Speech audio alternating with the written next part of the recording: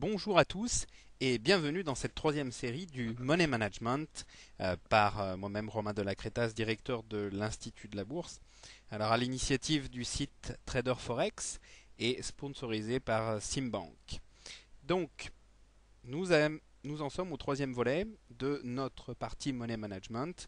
Donc ce qu'on va faire dès le départ, c'est revoir un petit peu les bases très rapidement de ce qu'on avait vu et puis l'adapter à une stratégie pour que vous suiviez bien, puisque la dernière partie était assez théorique. Alors celle-ci, on va voir directement dans le pratique avec la conclusion de ce qu'on avait vu la dernière fois, ce qui sera beaucoup plus simple. Nous sommes partis. La conclusion des exemples de la dernière fois.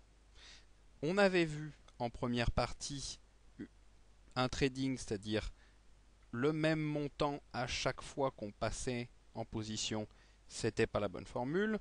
On a vu que le pourcentage uniquement à chaque fois qu'il fallait réajuster, c'était pas forcément la bonne formule sur le long terme. Et nous avons vu que le montant par risque, lui, était très bien. C'est-à-dire qu'on choisissait un risque dès le départ et puis à partir de ça, on dirige nos transactions. Donc, la conclusion de tout ça, c'est que le bon calcul, un des bons calculs serait par exemple de choisir un pourcentage du risque sur le capital dès le départ et d'utiliser ce montant comme risque pour chacune des nouvelles positions sur 6 mois, 1 an, sur une période de temps qu'on évalue. Alors un exemple, j'ai 50 000 dollars, et ben je choisis 0,2% de ces 50 000 dollars, ce qui me fait un risque de 100 dollars sur une période par exemple de 6 mois. Et au bout de 6 mois, si j'ai fait les plus-values, à ce moment-là, je peux remonter mon risque, à passer à 0,3% par exemple, 0,5%, enfin bref. Ou alors, si j'ai pas fait de plus-value, à ce moment-là, je reste à 0,2 ou voire je le réduis. Je le descends à 0,1. Il y a 50 dollars à chaque fois que je rentre en position. Alors pour ceux qui ont des petits comptes, ils se disent ouais mais je vais pas gagner grand chose. Oui enfin bon, c'est pas non plus en essayant de se ruiner. Je vous le rappelle que à chaque fois que je fais un séminaire ou une formation sur les devises, les premières questions c'est combien d'entre vous, et encore, il y a que ceux qui sont braves à lever la main, mais en disant qui a cramé son compte, il y en a quand même 10% qui lèvent la main et qui en ont cramé 3, 4, 5 ou 6. Donc c'est ceux qui lèvent la main encore. Je pense que la moitié dans la salle qui a essayé de faire quelque chose, bien évidemment, en plus que c'est de l'argent virtuel, donc c'est même pas le sien, on y va à fond, on essaye de voir. Et puis après, quand on gagne, on se dit ouais, je suis un killer, j'ai qu'à me mettre les 100 000 euros que ma grand-mère elle m'a prêté.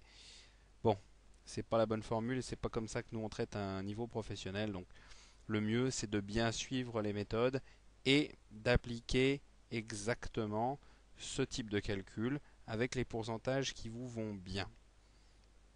L'avantage avec les devises, c'est que comme il n'y a pas de commission et que c'est qu'un spread, c'est un petit peu plus simple à appréhender sur des petits montants. Voilà. Alors, le processus du money management se fait en 4 étapes. 1. On définit une perte globale du portefeuille. Je vous propose de retrouver la suite de ce webinaire en particulier et la série de 10 qui correspond à ce webinaire sur le site www.trader-forex.fr. Vous pouvez visionner gratuitement et télécharger chaque PDF correspondant à chaque webinaire de cette série de 10 directement sur le site trader-forex.fr.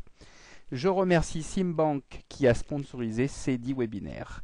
A très bientôt sur le site Trader Forex.